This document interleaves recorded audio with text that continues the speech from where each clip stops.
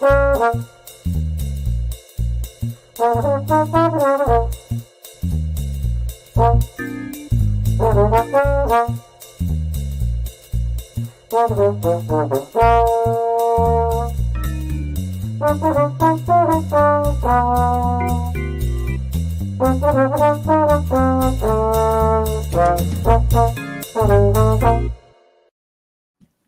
and welcome to Hey, we like your pod. And we're going to tell you why. Hi, it's Dawn here, joined by my trusted partner, Matt Pickett.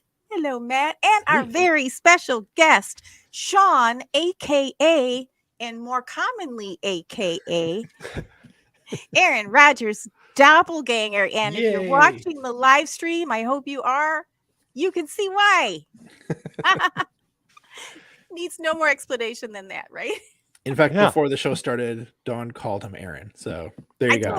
It was great. It was great. You're not the only person to do it. So usually I call you Doppelganger. At least I do in my head. I don't know. Okay. I get ARD a lot. So that's why I just threw the name up there, ARD. I like it. I'm not going to type it all out.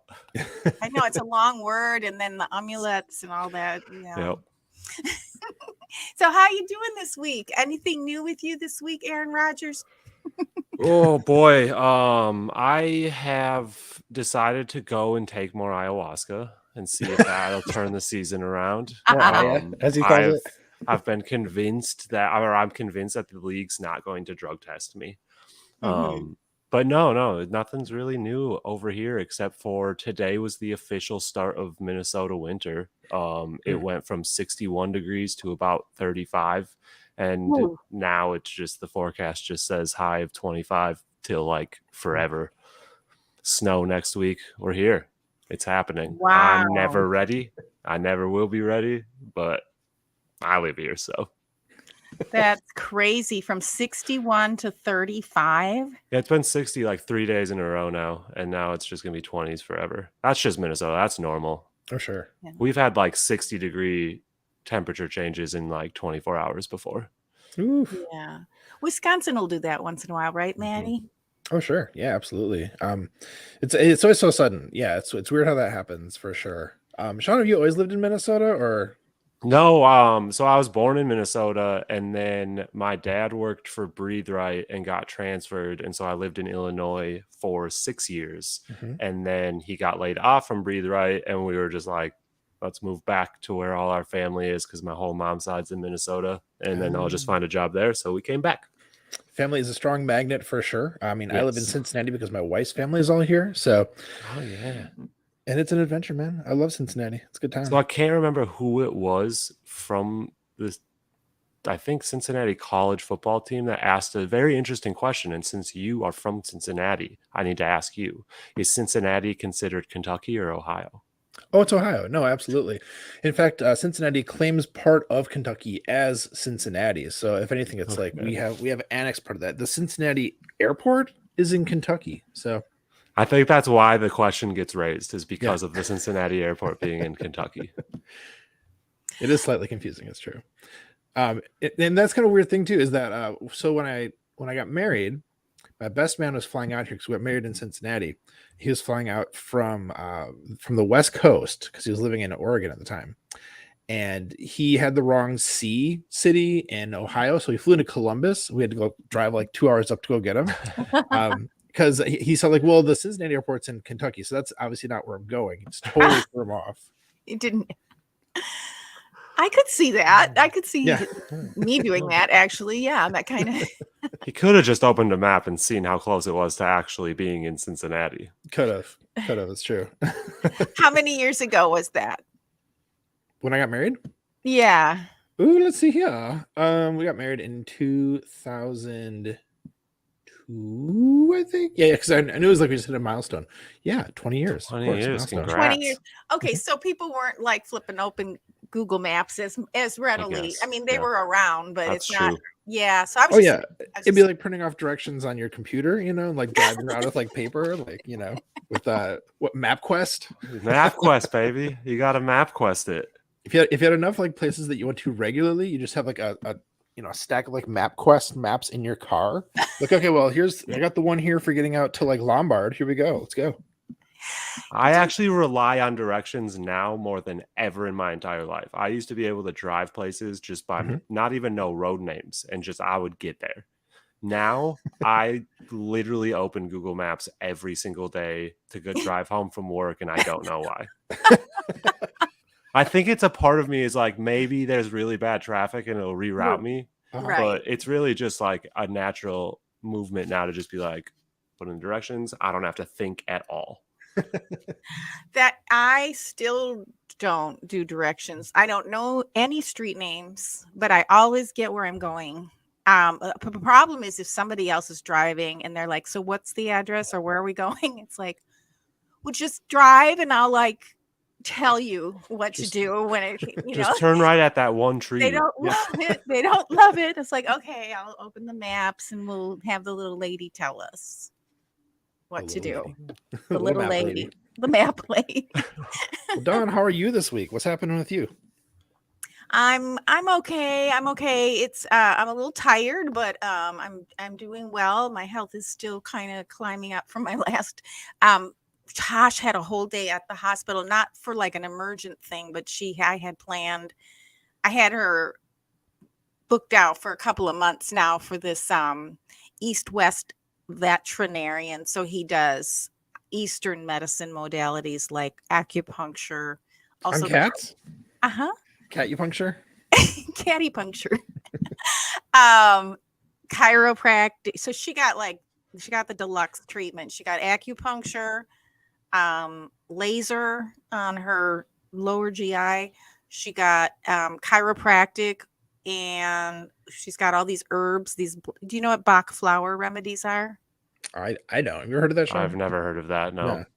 Yeah. Well, you don't live in California. That's true. That's true. I bet Blue of Earth knows about it. Right? It's who? Blue of Earth. Blue Aaron of Earth. Rodgers' girlfriend. Oh, is she still his girlfriend? I don't even know anymore. I don't Yeah. know if that was ever actually confirmed anyway. A thing. Oh, yeah. I think They probably didn't put a label on it, you know? Yeah. Of course not. So honestly, I think he's been doing the mushrooms the whole year.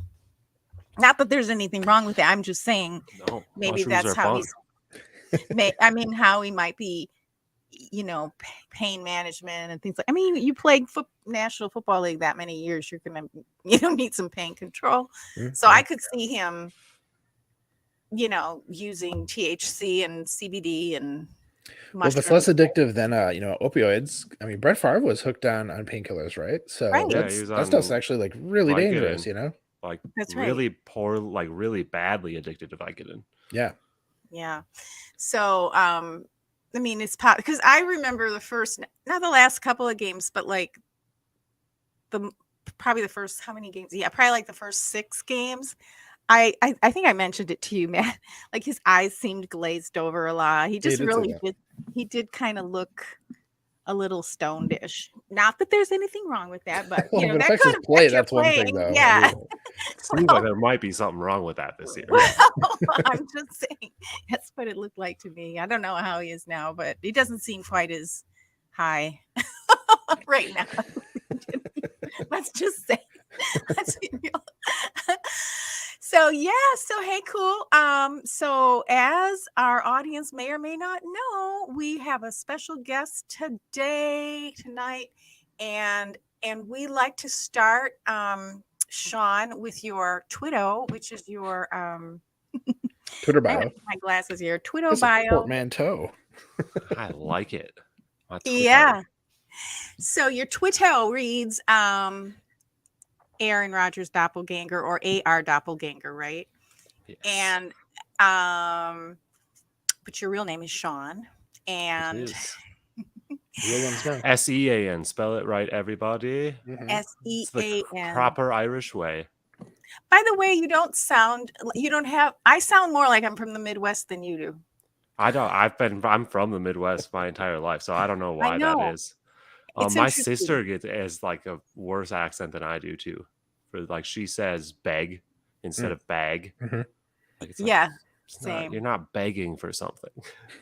Oh, you mean the word beg? Like she says bag, but she's talking about a bag. Yeah.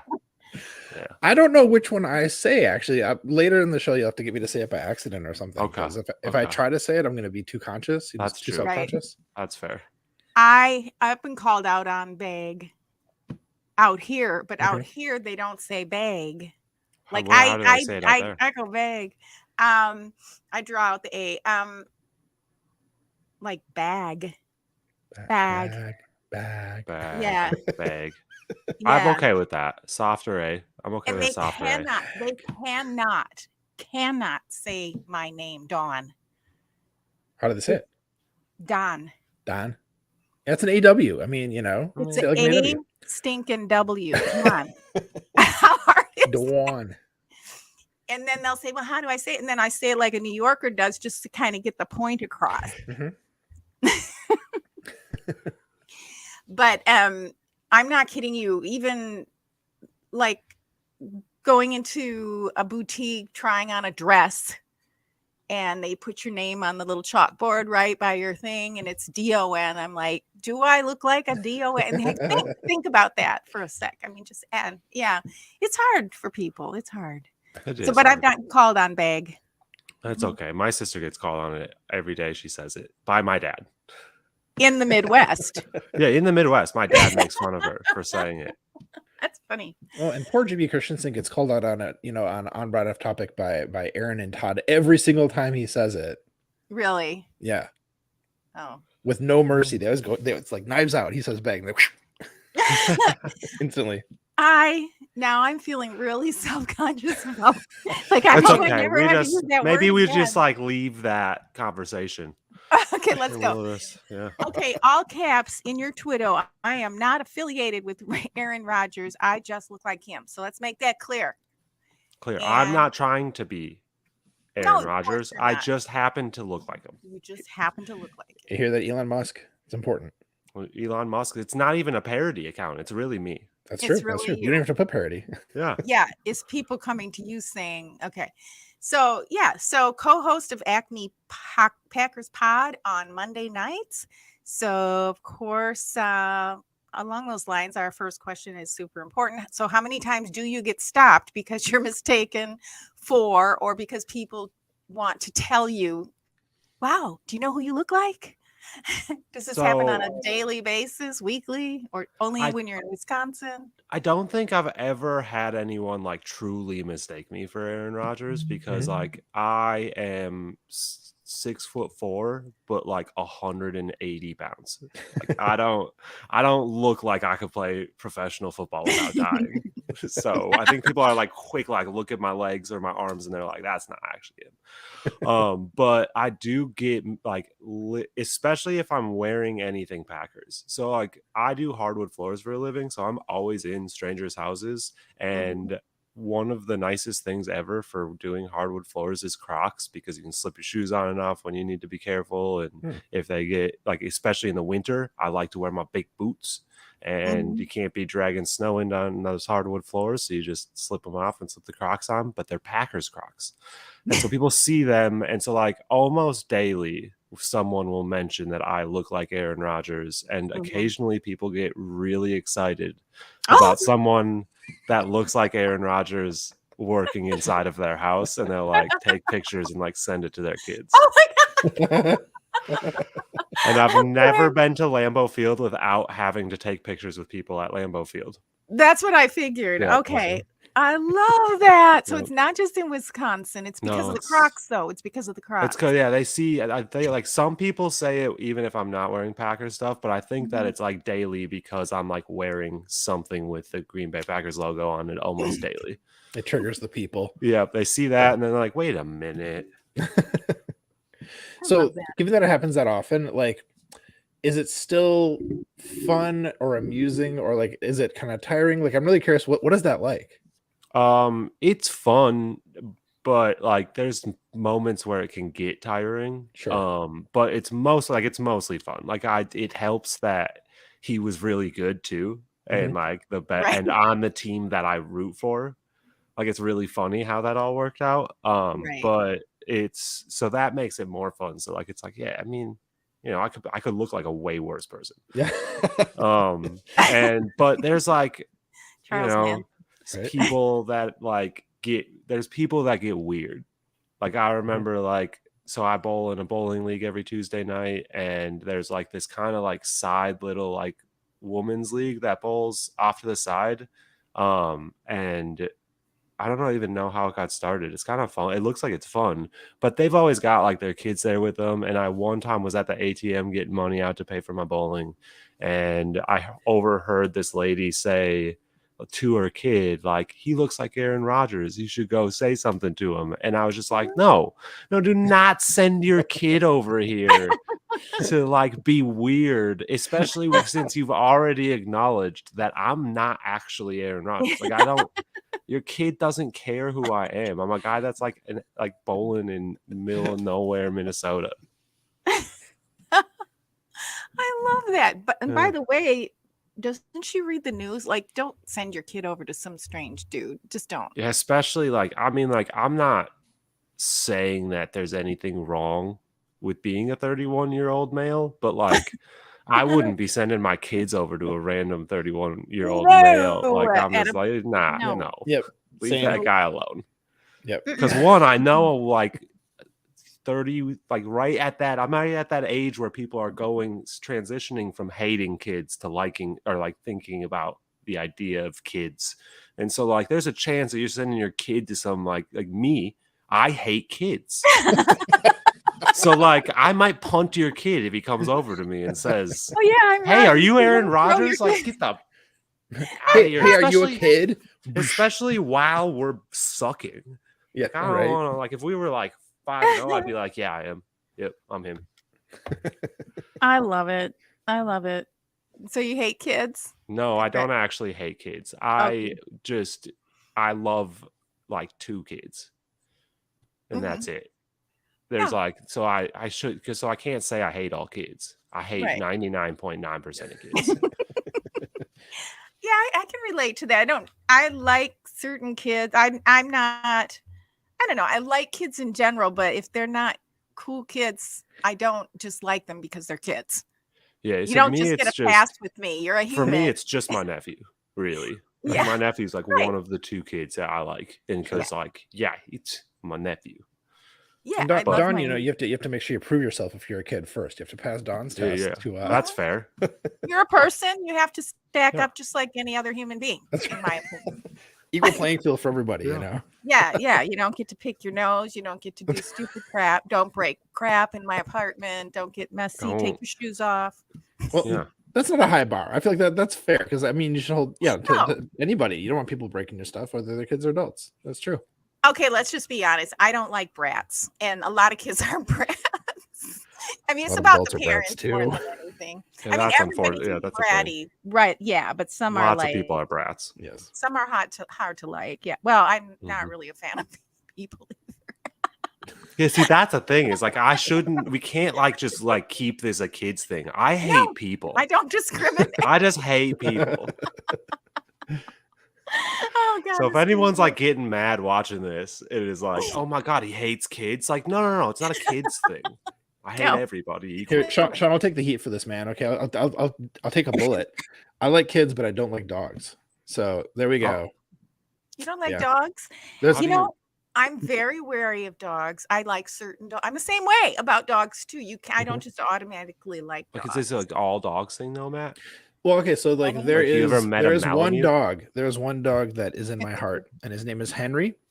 Aww. And Henry is a puggle who lives in Boston. What's a puggle? It's a pug and a beagle mixed. Yeah, and they're the ugliest thing in the world. They're a science experiment gone wrong. So for Prince Henry, he's a beautiful, good boy, and he's fussy and only he's dog picky. You like is a puggle. But he's a lap dog. And so every time we'd go over to our friend's house when we lived in Chicago, we lived there, our friends lived there. Every time we'd go over to their apartment, Henry would jump up on my lap, and he was very lovable, very, very huggy. He didn't like anybody else. For some reason, we vibed. So my one dog friend, Henry. He's a puggle.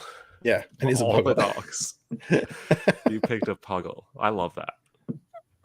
He's a good boy. He's a very good boy. They've got just like really smushed faces. Well, there's like a range actually of how smushed their faces are, and he was Oh, much really? more like beagle on Okay. that. Okay. So he's Okay. beautiful dog. So I like beagles. They're like these look like puppies their whole lives. Henry is very puppy looking. It's true. But I'm not a fan of smush faces Yeah. No, Yeah. yeah, that's weird on looking. animals. People think it's cute. I don't know what's going on with that. Does he have like a boogery snotty nose? No, not at all. No. Oh, that's That's good. good. Dogs Yeah. with boogery snotty noses, or like dogs with the crusties on their eyes all the time. Yeah, nothing Oh. like that. No. The Them crust- little old rich ladies with their little white crusty dogs. Totally. Oof. crust. They give me the willies. I don't like it. The heebie-jeebies thinking about that. Yeah. Yeah, it's not. I can watch scary Okay. movies all day. I see one of them dogs, I'm out. It's too real. I am very weird. Like I'm very because I had Scottish Deerhounds. They're the third largest breed in the world. People think I'm a dog person just because I used to have hounds and I had several of them, but over the years.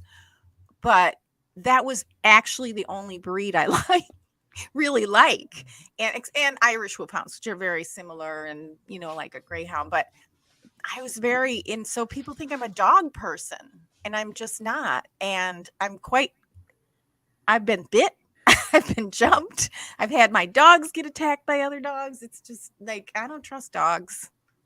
You've been bit by cats, though, Dawn. Yeah, but cats are way better than dogs, and that's like just a proven fact. I'm not going to disagree with that. Say it again. Let's quote that one for them. They're smarter than dogs. Disagree.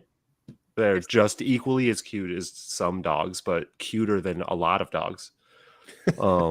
Super clean. Super clean, super low maintenance.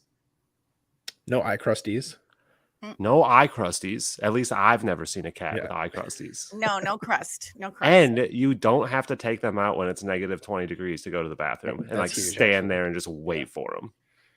No, my kitty is toilet trained. She's how hard was that to do? I would love to toilet train my cat.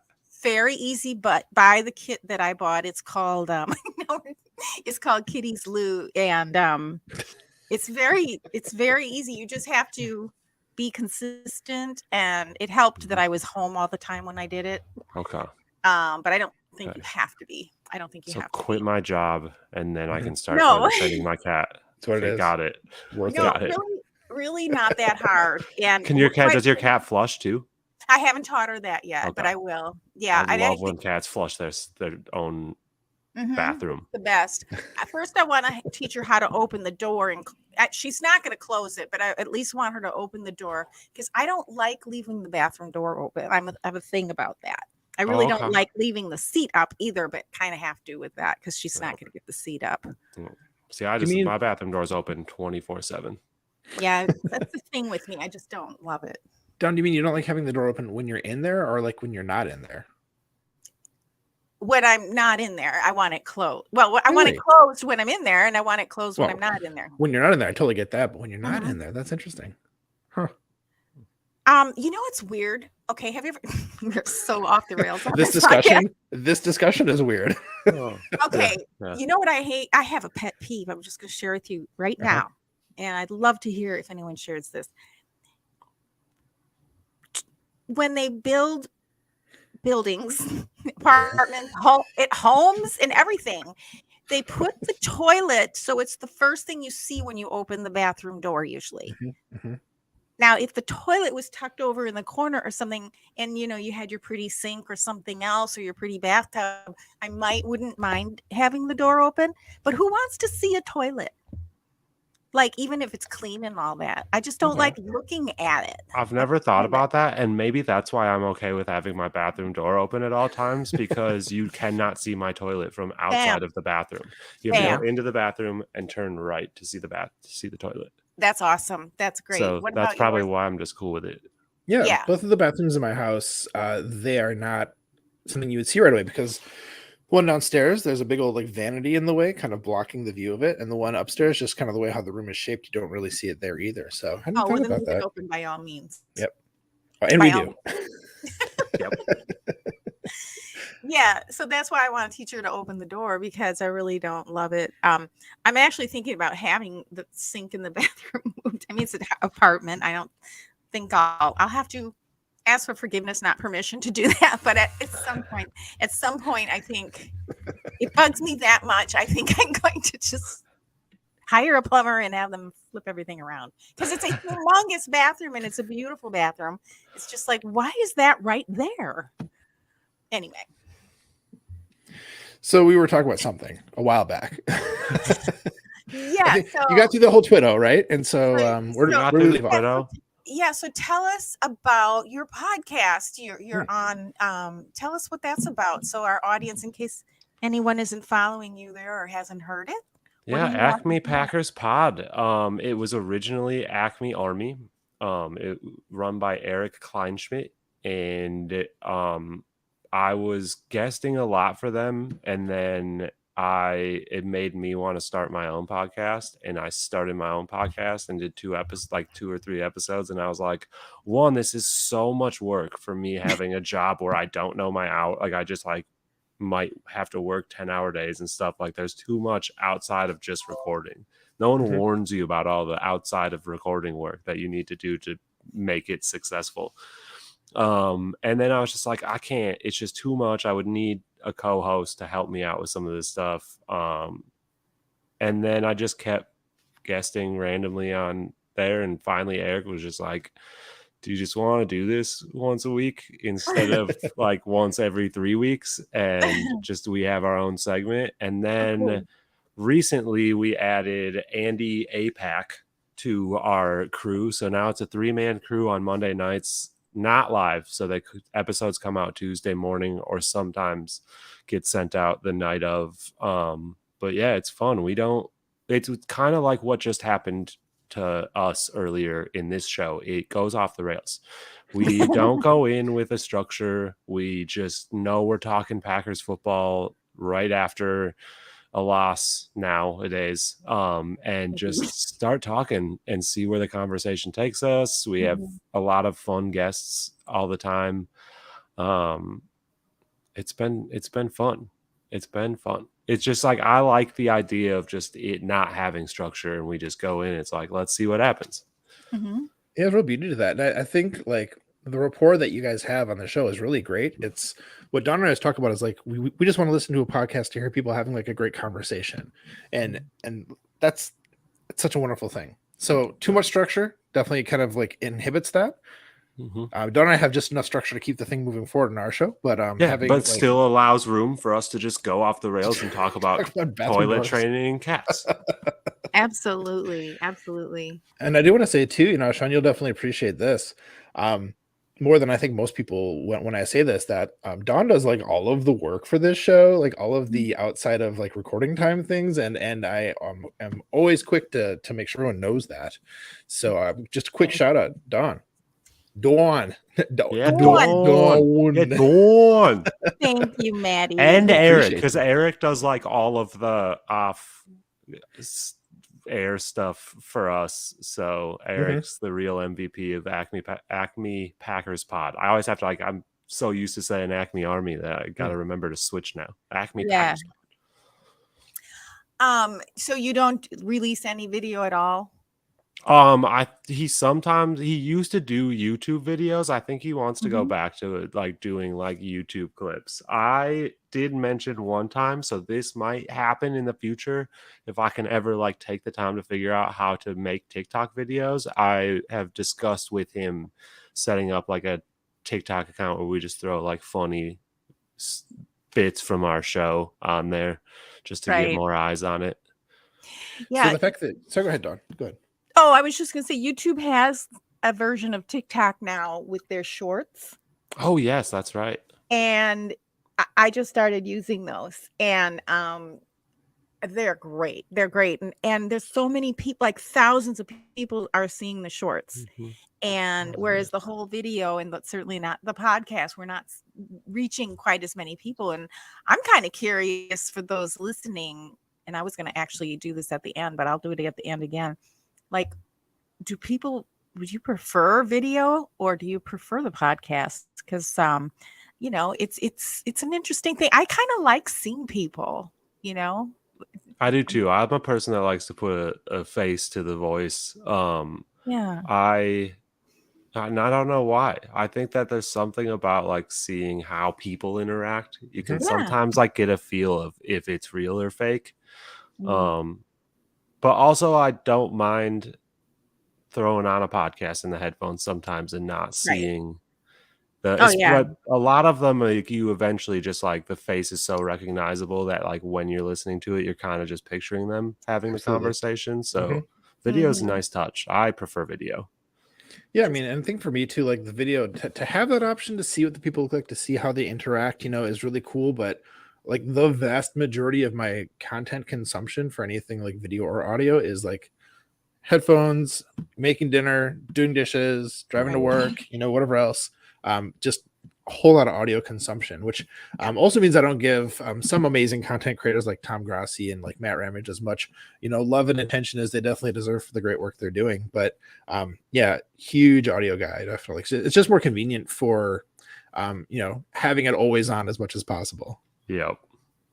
Yeah, that's interesting. I mean, I was really, in fact, that's how Matt and I kind of started to collaborate because we're both really into a lot of podcasts. And for me, it's not just football. It's just like I consume a lot of podcasts. But I've kind of just been sort of transferring. And what I've noticed is a lot of people who are doing podcasts they're releasing them on YouTube, and you don't have to watch it. You don't have to sit there and watch it, but you can glance Yeah. over it. You can treat it just like a podcast. You know, if you have YouTube Premium, you don't have any commercials. So yeah, I was just curious. I mean, I think a lot of YouTube and YouTube's being really smart about it by doing the shorts, which is like TikToks, and they're now making it so you can build a community just like you can on Twitter or any of the other social medias. Like you have a community page, you can do actual posts. It doesn't have to be a video, it can just be an image. So YouTube is expanding. I'm doing a commercial for YouTube right now. I don't mean to do that, but How I much are they just feel paying like you? yeah, I just feel like lately, especially, it's an interesting concept if you're doing a podcast, if you want to put it on YouTube as well, which we're doing. Yeah, And we'll one have of to the talk things, about that. That's a good idea. well, one of the things too to think about, and this is, you know, and I do, you know, if anybody's like thinking about doing a podcast, is like I don't edit. I refuse to edit. Okay, and so yes, we have a framework, and I don't mind it going rogue because that's just totally fine with me. But the thing is, I will not edit. I just absolutely will not. I value my time too much to do that. Editing is a horrible thing. I'm sorry for all the But the editors people out there. that love love this podcast and listen to this podcast, they probably will appreciate that because then they're getting like the raw, essentially they're getting the real experience that we had while recording it. That's right. The That's full right. Dawn experience. That's right. If it gets the long experience, if it goes long, you know, if it goes long, too bad. But the cool thing about podcasts too, you can, if you're replaying them, you can just do it on 2 times. Yep. You know, I'm a big time. I get a lot more content in because I listen to things on 2 times or 1.5 times speed. Like That's Okay. hardcore. I go 1.25 and Nice. that's good enough for me. But especially really, because, well, if I'm listening to like, you know, Robert Mays and Nate Tice talking through, you know, some more technical stuff, like I need it at 1.25. Otherwise, I'm just gonna get completely confused instead of oh partially yeah, confused. gotcha. Yeah, certain things you can't, and some people speak really fast too. So it's like Andy Herman, I used to have to slow it down a little bit so I could pick everything up. He's actually slowed down. Oh, how cute! The Falcons finally got a touchdown. Who Sweet. was it? I can't see his name. Number 5. Who is that? Like nobody knows who the Falcons players are. Well, I know who one is because he's on my fantasy team and he gets 20 points Oh. a week, except for today for some reason when I'm going against the co-host of my podcast, Cordero Patterson, has touched the ball 3 times this game. Yeah, he has a chance. He's the only reason they do stuff on offense, and then now they're down 10-0 or whatever it is, and the Falcons are like, we don't need him. We don't need him. I can't score a point without him, but we don't need him. Oh, maybe he didn't get it Maybe. because the number didn't go up on the score. Uh-oh. Oh no. Let's go look. Let's go take a Everybody were like, "Oh yeah, take a that's right. We're doing gamble. a podcast." Yeah, it's 13 to 9, Yeah, so they it haven't. doesn't look like they It got. doesn't look like they gave it to him. All right, I can't tell. Good, that It it looked means like there's they were still going time for to. Cordero Oh, Patterson to get a London. Number touchdown. 5 is London. His name is London. Oh, Drake Drake London. London. Yeah. Yeah. Yeah, He's good. they're showing us everything about him as if he got it. I mean, it looks like he got it. What's the problem? Maybe they're reviewing it. I guess so. Oh yeah, they gave it to him. So it's There you 9:30. go. All right. Okay. Dang Woohoo! it. Got that over. Okay, so living in Minnesota. No, Minnesota. Did Yeah, you say Minnesota. Minnesota? Minnesota. So you're a Packers fan. How's that work? Like, what is up with that? Yeah, so as we discussed a little earlier, I was born in Minnesota and moved to Illinois where the Bears play, and then moved back to Minnesota where the Vikings play. And so naturally I chose the Packers because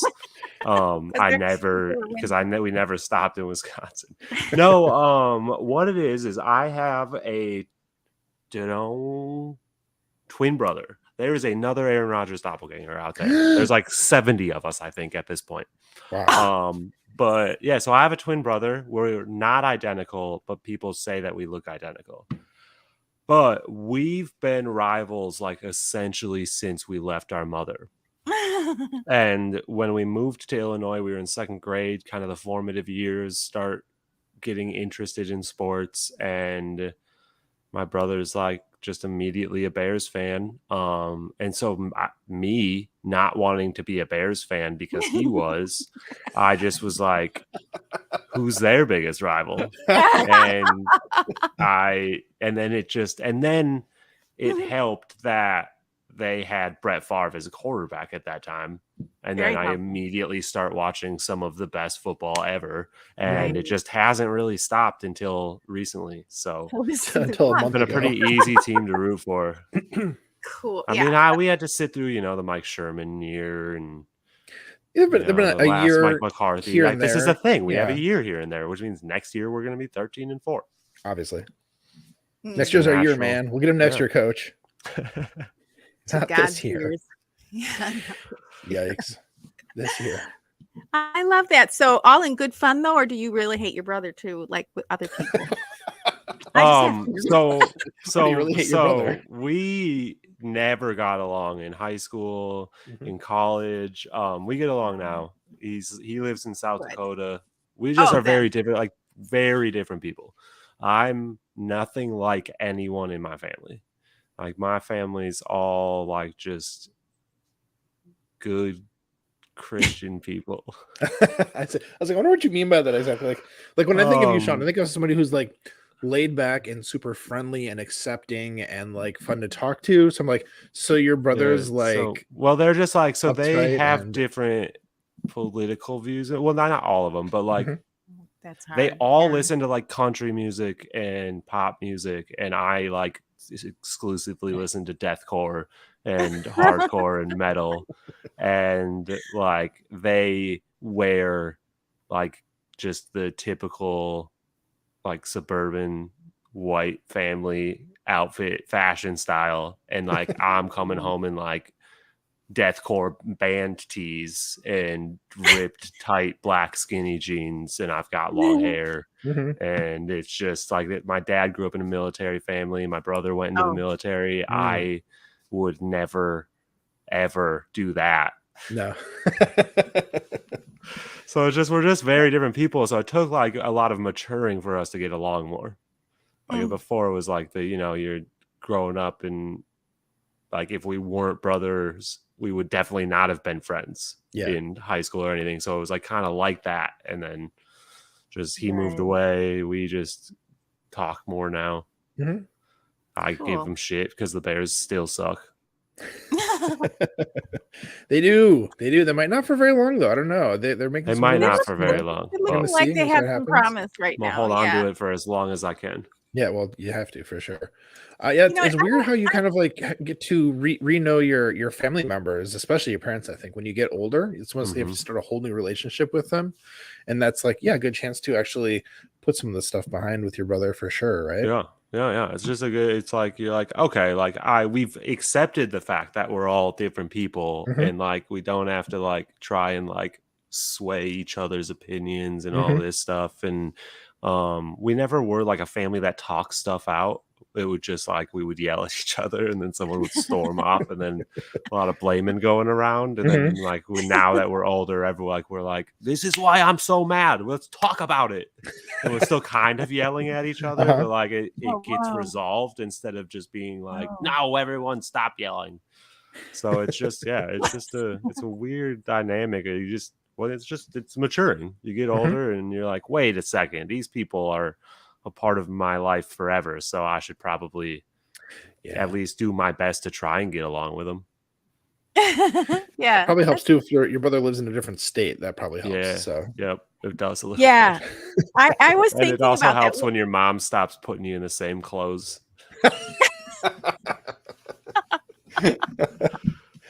at the same time, Yeah. How Yeah, old some were of the you when- childhood How old were you childhood when- pictures are miserable. Oh, that's. I want to see them. I love that. How old were you when she stopped dressing you, and you were like, I need to pick my own clothing? How old? Probably around the same time we moved to Illinois, I would think, is when like it was kind of like all right, let them start picking their own clothes. I'll stop laying out their clothes before school. It's time to start like learning how to like pick out what you want to wear. Like so it probably was like around, first, second grade, I would assume. I don't know when they start doing that with kids. I don't remember most of my childhood. Yeah, I mean, I remember the good stuff. Like I try to like black out that stuff. The matching bowl cuts. What about your girls, Matt? Do you know how old they were when they started wearing their own clothing? Pretty young. We wanted them to have some autonomy on their like fashion choices, and especially because like little kids, when they choose their own clothes, they dress like really like cute, like terrible, but like really cute and like funny and adorable, So and I have these just a collection of amazing pictures of both my girls, very young, like just dressed like Punky Brewster, basically, just crazy looking. So no, we definitely encourage that as much as possible. We try to give them, as much autonomy as is like, safe in the moment.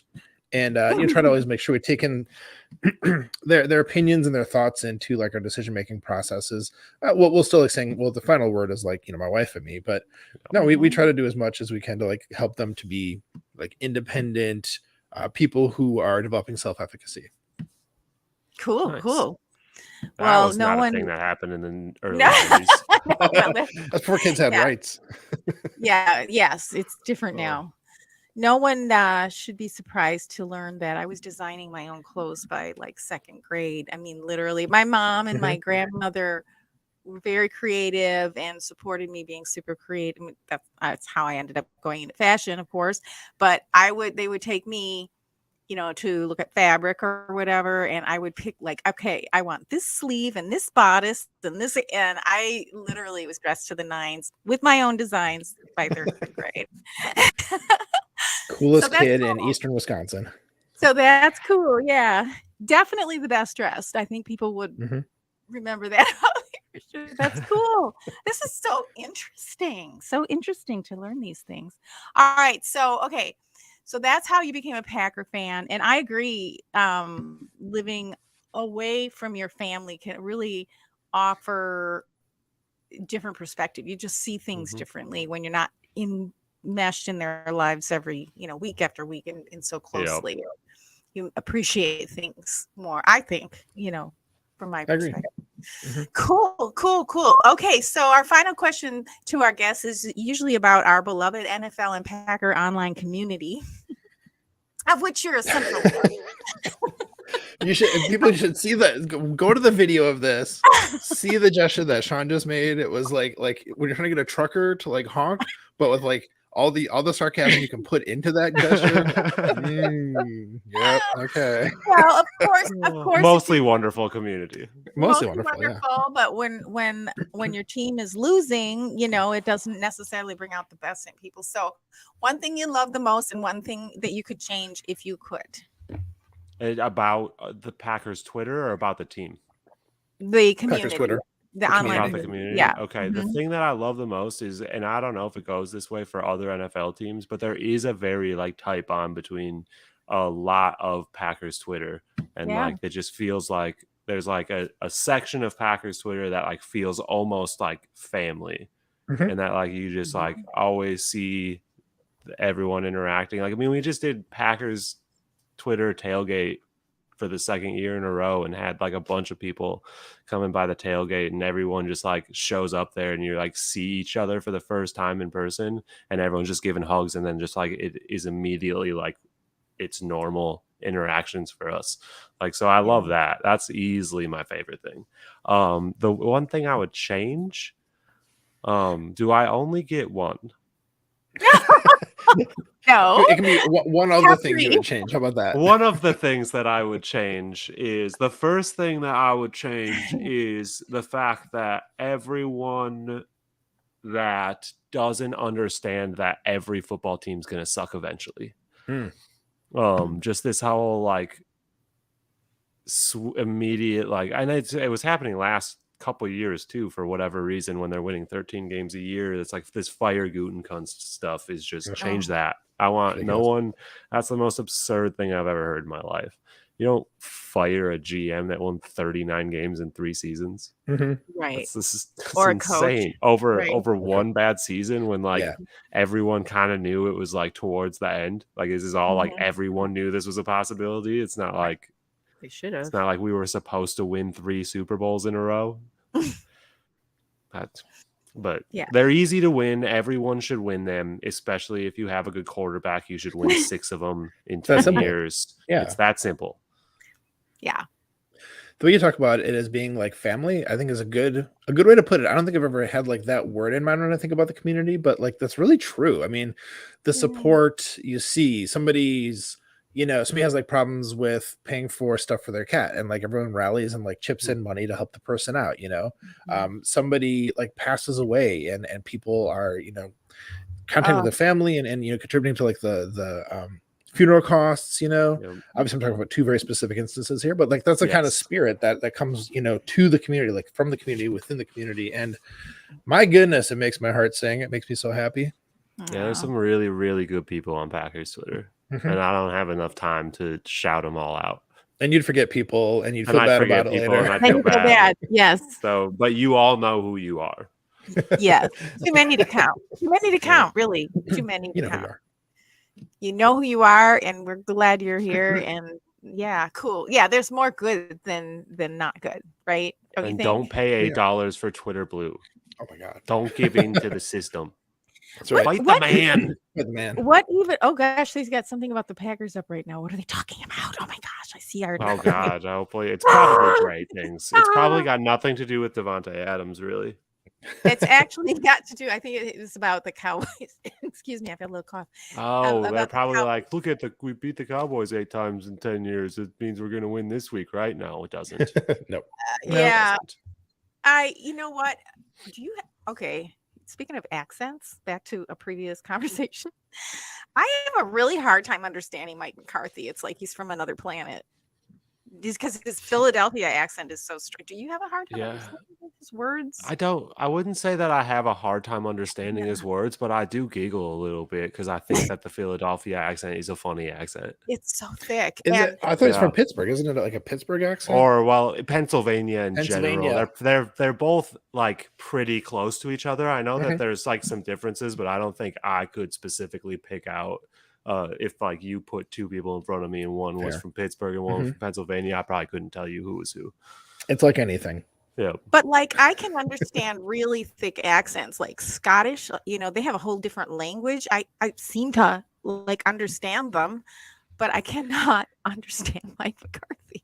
It's what did he just say? I gotta play it back. And but he seems like a big teddy bear always. He's just And he won us a Super Bowl, so like all the love in the world to Mike McCarthy. Yeah, I'm going to be at the game this week, and if people are booing, I'll be, well, not surprised, but like disappointed because I don't think how they can you will. hate that guy? He got fired by the Packers. You know, it's not like he and like, you know, and it's not that like I'm with the Packers for firing him when they did, and it's not because Mike McCarthy's a bad coach. It's just that Mike McCarthy didn't follow the way the game was going. That's right. It's like it just stopped working out. They just had to go their separate ways. Like, still can't ever be mad at a guy that wins you the Super Bowl. Yeah, exactly. Yeah, and it looks like he learned a lot from it, you know? I mean, he does. I mean, he hunkered down for a year or two, right, before he got an offer, and I saw a documentary on what he was doing, and did you see how he set up this whole system in his, like, I don't know if it was a garage or an outbuilding on his property in Wisconsin. Yeah, just like analyzing everything, and yeah, it's pretty cool. You know, I respect that. All right, cool. Well, we're into the podcast by about 5 hours now. So it's time for our featured segment, which is our super superlatives. And I think I have Aaron Rodgers Doppleganger going first, and Maddie, and then I have a couple that will bring up the rear. All right. And I only have two Cool. that to bring along for my superlatives. And the first one is going to be, I'm going to go worst and then best. Worst is worst attempt at clowning Aaron Rodgers Doppelganger on Twitter. And that goes to a Vikings account. And like, it's not his fault. He's not following me. He's not, definitely doesn't have my notifications on. So he wouldn't know this. But today he quote tweeted me. Or no, he didn't quote tweet me. He just responded to a tweet that I quote tweeted him because he had predicted the Vikings to win the division, and this was in the off season. And I made fun of him a little bit. I was like, well, they'll come back to, like, we'll just let him be optimistic until reality hits. And he replied saying, "Did reality hit yet?" And I mean, it's not a bad it's a good response, but what he doesn't know is it no longer hurts me anymore because I've clowned myself. I've quote tweeted like 3 or 4 of my off-season takes clowning myself. So like, you're late to that train, man. You're late. It's in good on him. Good on him for trying, but like, and I'm happy for you guys that you're good for a year. But I had 30 years, man. Like, I'm gonna be okay. That's right. I'm gonna be okay for this year. And then Packers can't hurt me anymore either, man. I the class that I teach at UC, I'm very upfront about my Packers, fandom.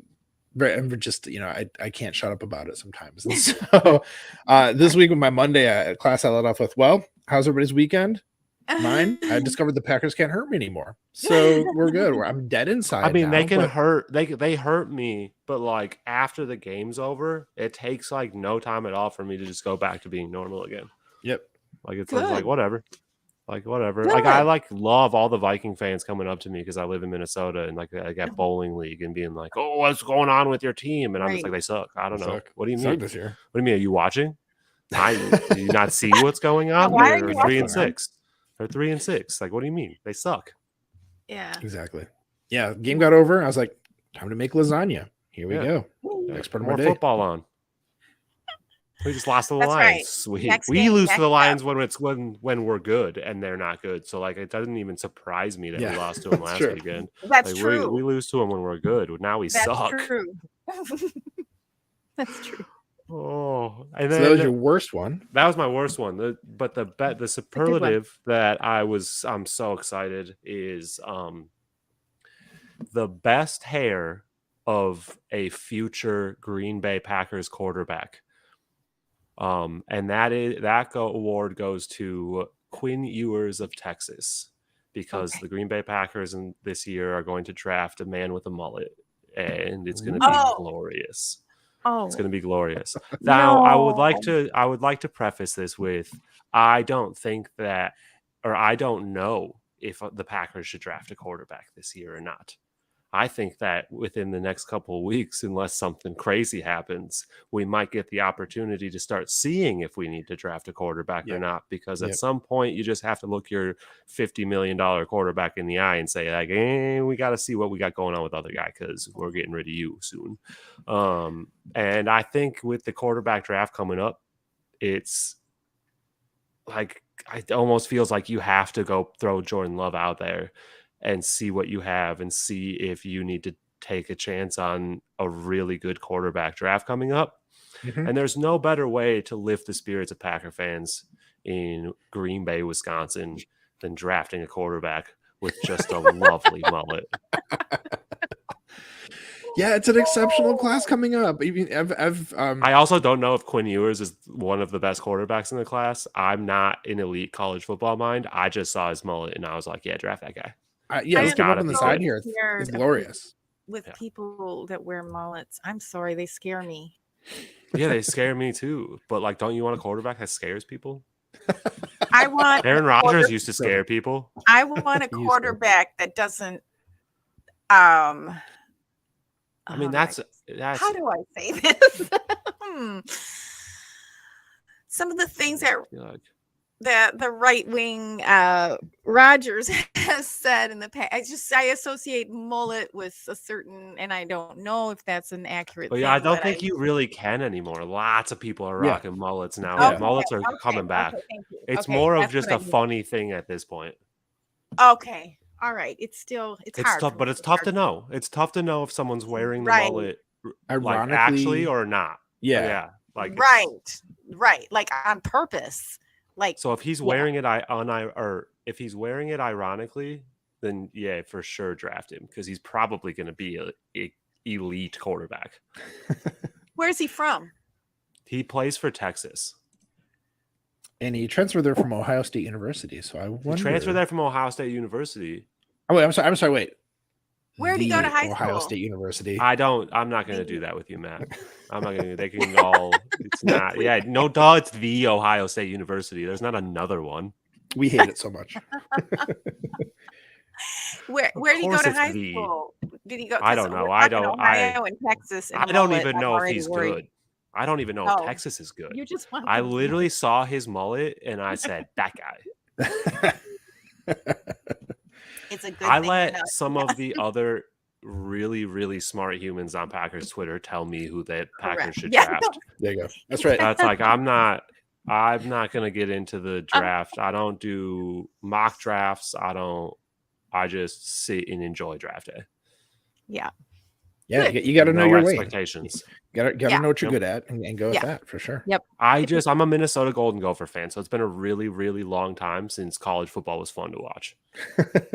So you're ready for the Packers to be bad. You've watched a lot of bad football, so you're like, okay, I get called a bandwagon fan all the time, and I would like everyone to understand like what bandwagon fan means. If you're a bandwagon fan, it means you like a team because they're good. Now, the teams that I like are the Green Bay Packers. Yes, they've been good for a very long time. Could appear to be bandwagoning. The Minnesota Wild, 0 championships. The Minnesota Timberwolves, 0 championships. The Minnesota Twins, 2 championships, one of which was before I was born, one of which was when I was 6 months old. I'm the worst bandwagon fan on the planet. There you go. Golden Gophers, 0 national titles, even when we were playing against high schools in the 40s. I love that Golden Gophers name. That's perfect.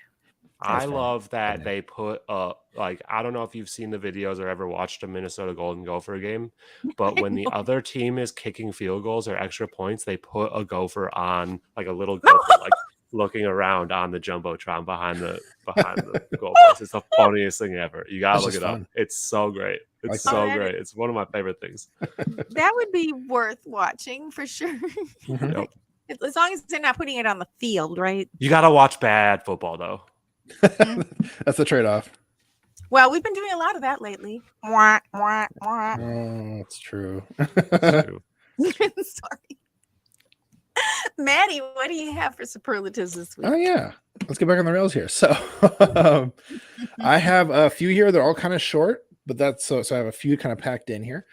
My first is best Friday meal companions. So I want to talk about this because since we record the show on Thursday nights, a lot of the stuff that comes out on Fridays just doesn't get as much attention from us. So there are 2 podcasts I always listen to Fridays, one with lunch, one with, and I'm going to go get the like takeout, because we get takeout on Friday nights. So every Friday at lunch, at least in season, because it comes out on Fridays in the season, it's going to be Last Call Lambo I'm talking about here with friends of the show. All 3 of them have been on here with us, actually. That's right. With Aaron Ellis, with Sam Sandwich, and with Monty Moore. Elite trio. Their show is so good. I love it so much. They have such good chemistry. I always laugh. I always want to like find ways to respond, like post some kind of response to the stuff they're putting on Twitter. They're all just like super friendly, and super funny. And I mean, we've talked about the show a couple of times here, of course, because they've all been on here. But just to say that, like, it's one of my favorite podcasts every week, and just to give them some quick like shout out for that. They're my Friday lunch companions, and then the Friday night I always listen to the Friday Pack-A-Day, with Andrew Mertig and Kyle Fellows, and usually Maggie Loney, but she's on hiatus for the moment, with her new baby. So also elite trio. Yeah, their chemistry is amazing, and there's so many little idiosyncrasies about both of those like podcasts, both of those trios there. I'm breaking stuff over here, and they're just really great podcasts, and just like really nice ways to end the week, and especially like with the Friday night with the Pack-A-Day. It just feels like this is the gateway into the week. And I think I said this in a recent episode, actually, Don, where the way how Kyle says, welcome back at the beginning of every Friday Pack-A-Day. It's that very specific thing. For me, that is like, it's the weekend. The weekend. Okay. Welcome back to the weekend. Yeah. Yeah. I love it. Best Friday meal companions, those 2 podcasts. I love them both so much. My next one here is best tweet player edition, because we have a non-player edition in a second here. So this was Devondre Campbell tweeted this after the game. Just going to read it off. It says, this is 2 weeks in a row we've had players get injured on turf fields. I think it's time y'all take some of the money y'all make off us and invest in grass fields for every team around the league. The turf is literally like concrete and has no give when you plant. And he then added NFL. Heck yeah. Because it's ridiculous we still have this. And like, especially, with all the money that the NFL is making off these players, and to not do that, like that minimal thing that would help their safety better, would help the game better, to have these players not be injured. I mean, having Rashawn Gary out for the rest of the year for us makes for a less exciting football game for everybody to watch. I'd love to see what percentage of ligament damage for NFL players happens on turf versus how much happens on grass, because it feels like it's always happening on turf. It seems like any soft tissue injuries for sure. ACLs are always getting torn on turf. Yeah, absolutely. I did see actually a figure, like a graph for that. It wasn't specifically soft tissue injuries, but I would like to see that especially. But it was like overall injuries, and I think it was like a 3-to-2 ratio basically. So like obviously they still happen on grass, but that's much less frequently. Yes. So that was a good tweet. Apart from the Packers, who else has grass fields? I mean, I know it's diminishing. Bears definitely do. The Bears have grass for the moment. Will they with their new stadium? No, because it's going to be a dome. Right. At least that's the rumors, or it's going to be a dome. Well, because they're going to want March Madnesses and Super Bowls and all that fun stuff. So. Okay, well, the Raiders, it's a different climate, but the Raiders have some kind of a system where the field gets slid out under the dome, and the Cardinals do that too. The grass is maintained, and then they slide it back in, and they're able to play on grass. I think the Raiders do that. And that's the desert, right? Believe me, that's expensive, because water is like gold out here right now. We have water shortage, we have drought in Arizona. We're in a drought in Minnesota, right? But except for it just decided to rain for 3 days straight. Felt like I was living in Seattle. Yeah. I would love that. That would be so great. I get so excited when we have. I mean, I was excited because it's been like there was a whole thing like a couple weeks ago where one of the popular lakes around here, Lake Minnetonka, it was so low that people couldn't get their docks and boats taken out. Yeah. No, it's bad. It's bad everywhere now. But yeah. So okay. So I retweeted that tweet too, and I think it's the owners the Players Association that needs to be more, put their foot down. Basically, it's player safety, it's player health and safety. So, I mean, they did so much for concussion, for trying to do more for concussions every year. So this seems even more obvious.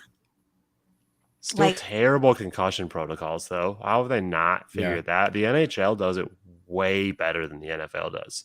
The NHL, if you get a head injury, you're out of the game no matter what. You cannot go back into the game. And then I don't think they start concussion protocols or like test you for like 2 days, because you can go like a day or two without any symptoms, and then they'll come up 2-3 days later. And that's what they think happened with Tua. So the NFL just does it right away, and then they're like, "Oh no, you're good." Bye.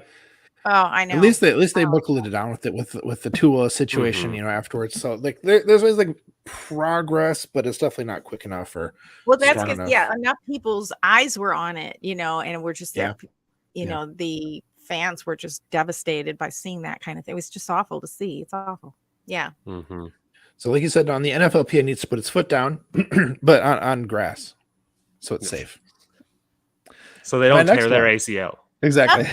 So, best tweet. Next one, non-player edition. This is like non-player edition best tweet. It's Bruce Irons, and his tweet was, "I'm going to keep watching and analyzing and enjoy football with no expectations. In June, I'll be longing for watching this." And that is so true. For as painful as it is now, I'm gonna wish for that pain in June. I'm gonna be like, man, I want to watch these guys. I don't care if they're losing. I just want to watch football. This beats the withdrawals by 1,000,000. Right. And I think that's well said. That's a good lesson for us too. If the Packers are going to be bad for a few seasons in a row, for a change, as it's like we just have to remember like what it is to be fans. Like there can be some suffering in it, because there's still like at least the joy of watching your team and being a part of this community and feeling it deeply. Like that stuff matters. Yeah. Part of the experience. It really is. Yeah. So I got one more then. My last one for this week is best perspective. So I've been thinking a lot about Mike McCarthy coming back to Lambeau this week. Like I mentioned, I'm going to the game. I'm excited to like cheer for him. He comes onto the field and all that kind of good stuff. And so this week, Matt Schneidman had a whole like extensive Q&A session with Aaron Rodgers. Excuse me, I have a cold going on here, guys. So a good session with him, just asking about his relationship with Mike McCarthy, kind of what it's like now, how they interact, just kind of reflecting on all his years with him. It was outstanding. It was so good. And this is kind of thing where it's like a person could say, oh yeah, okay, so like you're saying good job, Matt Schneidman, but it was Aaron Rodgers who like was talking about his experiences. But you think about it, Matt Schneidman had to think like the good questions to ask and to draw things out and stuff like that. Set it up. Yeah, exactly. And he's an expert at that stuff. He does such good work with those. So if you have a subscription to The Athletic and you haven't read the article yet, definitely check it out. If you don't have a subscription to The Athletic, it's cheap. $1 a month. I know. It's so cheap and it's so worth it. It's like such good stories. Everything they publish is amazing. I mean, that's impossible to say and everything, but like the vast majority of their content is really good. There's so many good writers. Yeah, for me, I got into it because when they started like I was put on to The Athletic when they were having all the players just come out with their own stories. Like the players were just writing stories. I don't know if you remember when that was a big thing with them. I don't know. Are they still doing that? Like, I see more writer content now. I think it's more writer content. Yeah. But that was super cool that they do that. Like The Athletic's the best. Go pay $1 a month, guys. $1 a month. That's right. And you're already paying $8 for Netflix. There you go.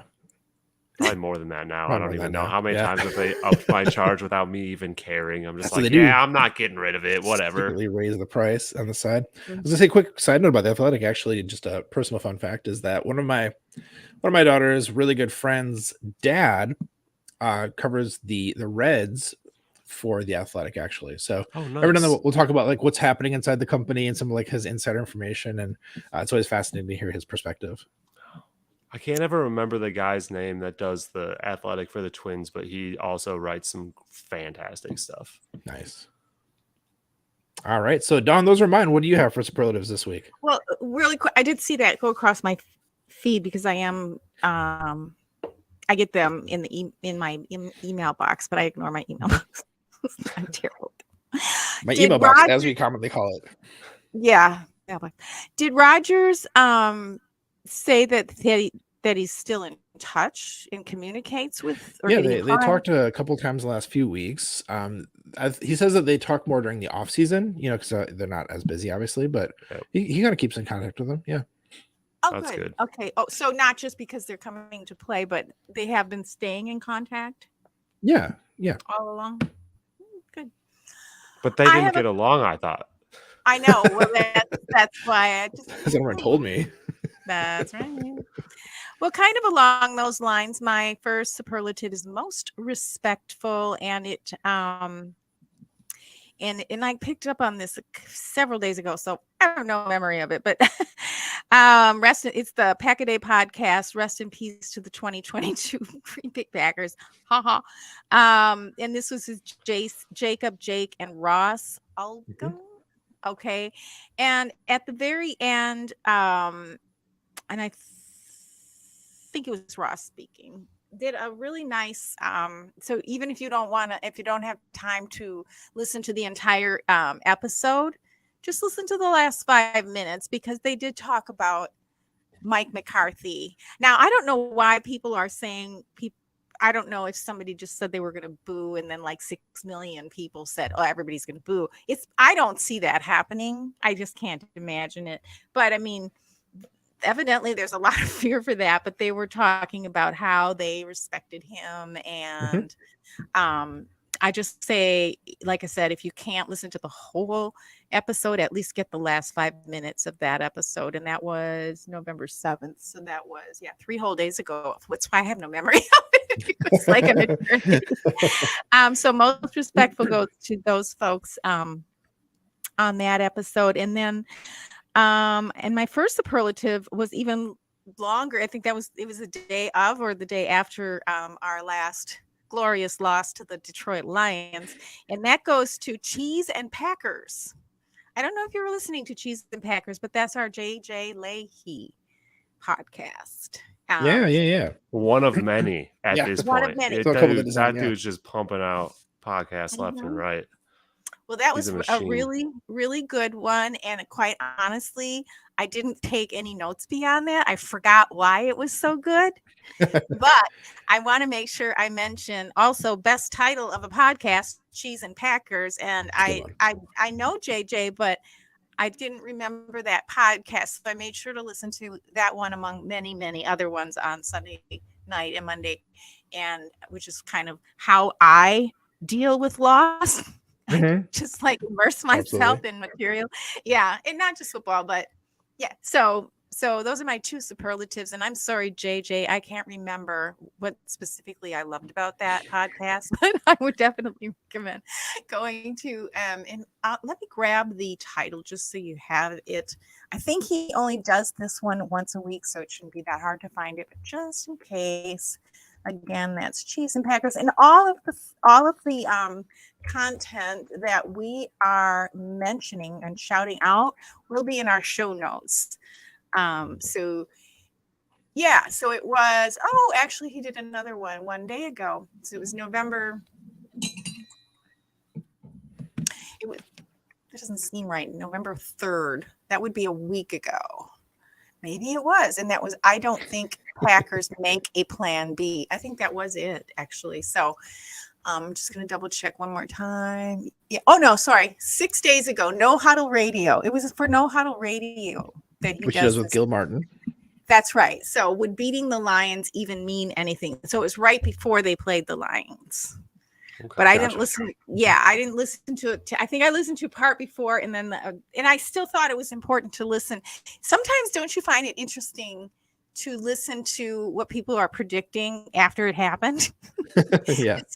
What to watch for in the game, and to find out did any of that even happen, or was it something else? Yeah, I don't think most people predicted what happened. Was going to happen. But right? I was really bummed to answer JJ's question at the title of that podcast episode. Would beating the Lions even matter? I say yes, because on our episode, the Monday before the Lions game, like after we had lost to the Bills, I remember saying that I think that the Packers have one more loss in them comfortably before any loss after that. They're going to need help from the rest of the league. And I was really, it's just really unfortunate that loss came really quick. Yeah. I think now they like, if they want a guaranteed spot, they would have to win out. And just looking at the schedule, it's not a thing. No, Very, no. very not very profitable. We got to play the Cowboys and the Eagles and the Titans, and Derrick Henry's going to run for 400 yards. I got to tell you, I love Derrick Henry. So I do too. I do too. I love watching him play. So much. I try to draft him on a fantasy team every year if I can. I just love watching him. I mean, and I like their coach too. I mean, just the whole look of the Titans. I mean, they're just like man, the presence that they have, and yeah, that's a team, man. That's a team. They're so physical and like huge and just the last couple of years they've really felt like what the Titans are supposed to be, like just like a defensive, right? Like we are just going to like. I loved you could kind of see it in their last game. Did they play Monday night or Sunday night? I can't remember. It was one of the night games. Monday. Was it Monday? I don't remember. I watched whenever it was, but it was a great game. But it was a great game. But you can see that their coach wants them doing the chippy stuff. Yeah. He wants them. And I kind of love that because of what their team is. And he's like, yeah, don't take it too far. But like, we want to piss you off. Yeah, exactly. The only problem is that they lost a game that they should have won against the Kansas City Chiefs because they got out to a 10-point lead or whatever it was, 9-point lead or whatever it was, and then forgot how they got there and just stopped giving the ball to Derrick Henry. Yeah, I hated that. It was ridiculous because it was so successful. You have a game over. Just hand him the ball. He was running at that point at like 8 yards per carry. Yeah. He's amazing. I mean, that team, they're fun to watch. You know, I was thinking about, speaking of chippiness and presence, like Tennessee is the South, you know, it's a little bit more slow pace and relaxed and South. Like Tennessee Titans, it feels like they should be like a Philadelphia team or a Buffalo team or a, not that they should be, but I'm just saying they play like in that category of toughness, Pittsburgh. Street smart, like, Pittsburgh, Bears, obviously Green Bay leading the pack normally on that. But yeah, I was just thinking, like, how did Tennessee get like that? Like, it's Tennessee. It's country music. What's up with that? Probably the coach. Probably the tone that the coach sets, you know. And now he's good. I feel like they used to be like that back in the, like they used to be a very physical team, and then they just kind of sucked for a while. And I mean, you know, we got a decent coach out of there. Yeah, he was like a defensive player himself too, right? Wasn't he? What's his name? I forgot his name. But Grable? yeah, Grable. Yeah, he was a player, wasn't he? He's tough. You can just tell. I think he was. I don't know for sure. Yeah. I think you're right. Yeah, he's not soft. He seems like a tough guy. Yeah. I like his little smirk when his guys though are like getting into it, and he's kind of just smirking over there, like, "Yeah, we got him right where we want him." No, and when he really gets into it, one of his eyes is more closed than the other, and it's like, yep, and he's always in that like power stance, like bent over. Yeah, he's just like, and you're just like, okay, dude, don't have an aneurysm. You know who else is fun is Sirianni. As far as coaches. I also like Miami's coach, McDaniels. I think he's hilarious in like the driest way. He's like just the driest human being ever. And it's so funny.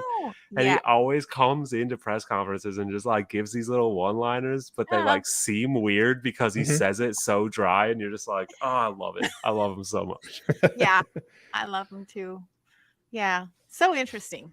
But one thing I haven't mentioned, and it's been on my mind and I should have figured out a way to put it into my third superlative. So it just goes to me, best body language, worst body language, right? I was so glad to hear Matt LaFleur talk about body language, because that is something really I pick up on. I'm a very visual person. I mean, I do a different show just about that in terms of body language and true crime and stuff, and I've been studying that for the last couple of years, and not that I'm an expert at, but I pay attention to it. And I was really happy to hear LaFleur mentioning body language of the team. And he didn't mention any one player. He mentioned the whole team, your body language. And I think that a lot of those intangibles are what we're talking about with Vrabel and this toughness. And because it's not like our coach is soft. It's not like our players are soft. But there's something going on that's intangible. And I'm real sensitive to that kind of stuff. And I was really, really happy. Did you guys hear him say that before? Yeah. I don't think I saw that one. Yeah, he did. And I was just like, yes, because the body language has been poop. It's been poop. Poopy. Poo. Yes. Been reflective of the product on the field. Absolutely. It really has. I was very happy he just said it like right out there in the open. I'm sure he's saying a lot of things behind the scenes, but for him to say it out loud from the podium, it's a big thing. It's a big thing. How you know, attitude goes a long way in success in anything. So it really does. Yeah. All righty. So let's bring her home. So hey, any final thoughts? ARD. I've called you everything now. So now I'm going with ARD. I like it. It's all right. It's what you know. Tired. Yeah. It's call me whatever you want to call me. I don't get offended. Any final thoughts for our audience? Yeah. I want to send out my thoughts to the best defensive player on our football team. That news hurt so bad. Yeah. Rashawn Gary out for the season.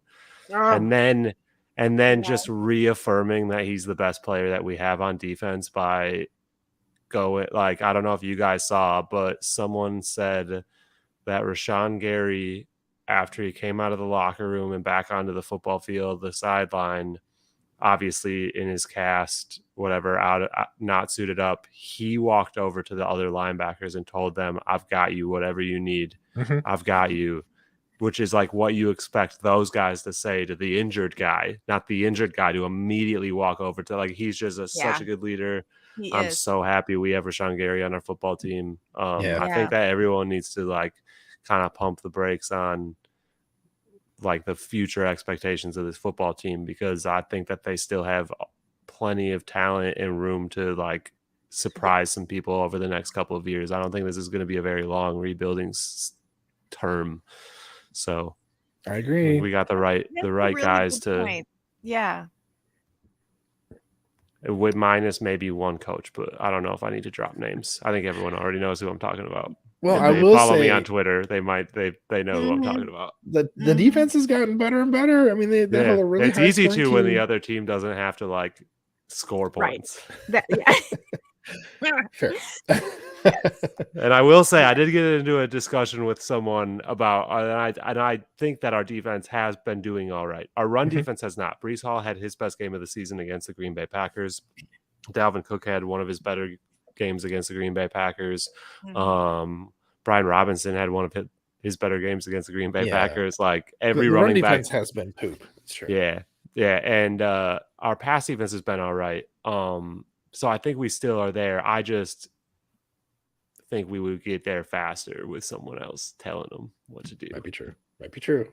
And someone, because I think people need to stop admitting things that make them look stupid, because I'm never going to find a way to get over Joe Barry coming out and saying that Darnell Savage is like an incredible nickel corner. Yeah. But we got to have another safety to put him into. Well, you can't get worse. You got like 4 other guys on the roster that can't be worse than what is happening back there right now. Like, that was the most obscene quote ever. I was like so mad when I read that. I was like, no way. It's Dom Capers all over again. Yeah. Oh no. I did not hear that. But he said I get so he's annoyed. An incredible nickel corner, and it's like, okay, well, did you ever think about like putting him there? Just do it. Right. Yeah, the outrage on Twitter over that was justified and widespread. Yeah, that was insane. I do remember that happening. The way I deal with some of this stuff is like I can watch Matt LaFleur, his press conferences like a couple days later. I have to take time. So I don't allow certain people into my life, okay, including our defensive coach. It's like he does not get to come in my living room. I'm not listening to anything you say at this point. I'm so annoyed with so much. But I think what you were saying there, ARD, I agree. I mean, one of the reasons I feel like it's kind of a mixed bag as far as bringing Rodgers back, paying him a bunch of money, sort of a quasi rebuild, sort of a new, draft and develop kind of thing. All this is going on. It's like the whole, what do they say about soup? I don't know. All these different, yeah. And I do think there's going to be some good there because I don't think, and this might be why our season is going the way it is, but I didn't think that it's not a fully all in. It's sort of like this hybrid, right? Of building for the future and then running some of it back. Yeah. Right. It was kind of like, and part of it was because of financial constraints in the cap space, and part of it was from the cap being lowered because of COVID and all these things. But so I agree with you. I don't think that all hope is lost. Like some teams are in a rebuild it takes 4 or 5 years. Mm-hmm. And we've talked about it on our podcast multiple times about mostly last year while it was happening, and I think it's where the people that are like fire everybody, burn it all down, aren't like fully understanding, and it's kind of making them mad because I kind of get it. Like they want to go all in right now. But what the Packers are doing are trying to win a Super Bowl without mortgaging the future, without like tanking the future of the team. And more than they have already. And I think I'm more on that side, and I've always like defended that side for the sole purpose that, yeah, sure, it hasn't worked out, but tell me we haven't been in a position. The Super Bowl is hard to win. You can go all in, and it's not guaranteed. Look at the Patriots when they went 17-0 and then lost in the Super Bowl to the wild card New York Giants and Eli Manning. Like nothing going all in does not guarantee you a Super Bowl, and I would rather just them not torch the future of the team. I agree with that 100%. And I just think that, yeah, you're right, that people don't know, like they either lost sight of that or maybe they're just not aware of it. Because a lot of us are really paying a lot of attention to what's going on off season and too. The other thing I would just add to that is like throwing Jordan Love in. Either if you're going to put him in, then let's put him in and give him a fair chance. A couple of games does not tell us who he is, especially while the team around him is dealing with like a mega like identity crisis and all these attitude problems and whatnot. So if you're going to put Jordan Love in, give him a fair shot. We need more than a few games. It's not fair to him. It's not fair to his career. And it's not fair to us as fans. I mean, I'm not suggesting we put him in or not. I don't know. But if you're going to, and I don't think it's going to happen, quite honestly, but. Well, it's hard to when you're paying a guy $50 million. Yeah, that's right. Exactly. That's right. So I don't honestly think we get when you say throw somebody in, that's kind of what you're doing, right? You want to, if you want to draft and develop this quarterback, and I'm hearing fairly good things about him. Did you hear about what those players were saying off script? Like who was it? Was it? I think Rashawn Gary, or it was one of the defensive. Campbell. Yeah, Devondre Campbell said that he was like a really, really good quarterback and plays really smart football and works the offense really well. And he specifically said better than a lot of starting quarterbacks that are playing. And it was an unprompted remark too. It wasn't like an answer to a question. He just right. And it was as the other player was saying how great he was, I've always felt that way. It's like this guy has promise, and we haven't seen anything from him really. What we have seen is so random, for a variety of reasons. It doesn't matter, but for a variety of reasons. So if we want to see who he is, he'd have to play out the rest of the season maybe and get his. It's going to be nerve-wracking for him too to even be put in this position. And I don't see that happening. Like you said, we have a $50 million quarterback. Well, I don't want him getting injured. I don't want Love getting injured now when we might need him next year or whatever. So yeah, I if we're going to put him in, I think the Packers will do the right thing. would hope they're not going to just throw him in. They're going to put him in where he has support and confidence and backing and all that. Yeah. Mhm. Yeah, it's interesting. So, All right. but what do I know? As I like to say, but what do I know? Yeah. Thoughts and prayers for Sean Gary. And yeah. Anything else you want to add there, Sean, before we get into the closing here? I don't think so. Everyone go listen to Acme Packers Pod. Do it. It's a good show. You'll be listening to it. Even watch or listen to last week's episode, even though I wasn't on because of work stuff. Still worth it. Still worth it because Eric and Andy are the best, and we have a fantastic time. Indeed. Well, folks, make sure you're following Sean. So his handle is AR Doppleganger. If you're not familiar with the German word, it's DOPPLEGANGER. No umlauts required on that because it is, Twitter. And so make sure you're following him there. And of course, you'll find links in our show description for everyone we mentioned. So please check it out. Whether you're a super fan or a subscriber, I lost my place in the script there. There it is. Whether you're a super fan or a content creator, we'd love to have a chance to interview you. So if you're a subscriber, our DMs are open at Hey Willip on all the social platforms. We'd love to hear from you or someone you'd like to nominate to be a guest to be on our podcast this year. And that includes, nominate yourself. Why not? Let us know. And folks, when you subscribe to our podcast, you help us to keep spreading the love in our community. The best way to help this podcast grow is by sharing it with your friends and family. That's right, Maddie. And that's because we love you. We're so glad to know you and to be fans of you and the fans of the most story team in the NFL. Whether they're winning or losing, they're still the most storied team in the NFL. They are. Can't argue that. That's right. Quite a luxury. So we appreciate your support, your subscriptions, and sharing our pod. And we look forward to seeing you next week on. Before I say it, I didn't say it yet, Sean, on air. This has been really great talking to you, man. Thank you so much for joining us. Thank you so much for having me. It was super fun. Thank you, Sean. I know. You guys are great people. I've always loved following both of you, so it was just meant to happen. Likewise, man. So glad. So next week on, should I say it now, Don? Should I do it? Let's have it. Hey, we like your pod.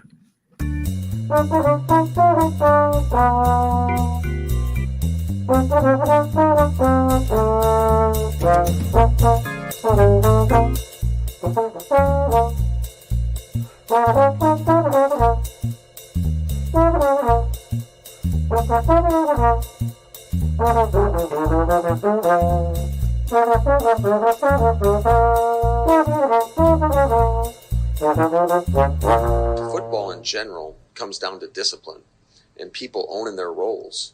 And when you aren't disciplined or you go outside the scheme, bad stuff happens.